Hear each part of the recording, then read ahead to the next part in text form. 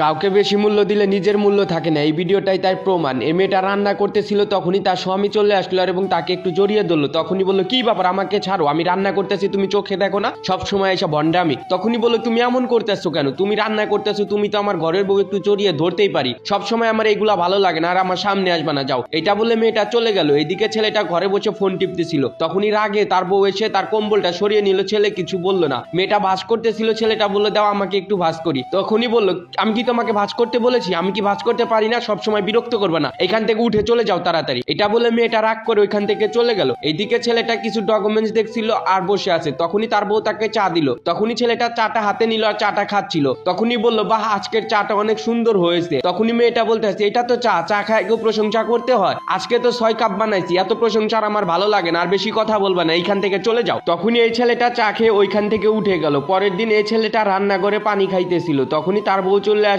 সে চিন্তা করতেছে, আজকে মনে হয় আমাকে জড়ায় ধরবে। আচ্ছা, অনেকক্ষণ হইলো আমাকে জড়ায় ধরে না কেন? ছেলেটা ওইখান থেকে রাগ করে চলে গেল। মেয়েটা বলল, বাহ, ওই দিন আমাকে জড়ায় ধরলো, আজকে আমাকে জড়ায় ধরলো না, ওই দিন খারাপ ব্যবহার করেছি এই জন্য। তারপরে এই ছেলেটা বিছানায় বসে ফোন টিপতেছিল। তখনই তার বউ চলে আসলে, তার উপর থেকে কম্বলটা সরাই নিল। এটা ছেলেটা দেখতে পেলো আর রাগ করে ওইখান থেকে চলে গেল। সে কিছু বললো না। মেয়েটা তখনই ডাকতে চাইলো আর মনে পড়লো ওই দিনকে আমি তার সাথে খারাপ ব্যবহার করেছি, এই জন্য আজকে আমাকে সাহায্য করতে চাইলো না। তারপরে এই ছেলেটা ছোপায় বসে ফোন টিপতেছিল। তখনই তার বউ তার জন্য চা নিয়ে আসলো। ছেলেটা কিছু না বলে চাটা খাইলো, তখনও কিছু বললো না। তখনই বউ বললো, আজকে কেমন হয়েছে? তখনই ছেলেটা বললো, প্রত্যেকদিন যেমন বানাও আজকেও তেমনই হয়েছে। তখনই এই মেয়েটা বুঝতে পারলো ওই দিন ও চা খায় প্রশংসা করেছিল, আমি অনেক রাগ হয়েছিলাম এবং অতিরিক্ত কথা বলেছিলাম, এই জন্য রাগ হয়েছে। তখনই বললো যে, তুমি আমার সাথে এমন ব্যবহার করো কেন? বললো, কই আমি এমন ব্যবহার করি? তখনই এই মেয়েটা তার কাছে মাপ চাইলো আর বললো, সরি, আমি একটু বেশি বেশি করেছি, এই জন্য আমাকে মাফ করে দাও আর আমাকে শাস্তি দিও না। তখনই ছেলেটা বললো, আচ্ছা ঠিক আছে। সত্যি বলতে কাউকে বেশি মূল্য দিলে নিজের মূল্য থাকে না। আপনি যাকে বেশি মূল্য দিবেন সে তত অবহেলা করবে। তার চেয়ে ভালো তার কাছ থেকে একটু দূরত্ব নিয়ে দেখেন, তাহলে আপনার অভাবটা সে বুঝতে পারবো।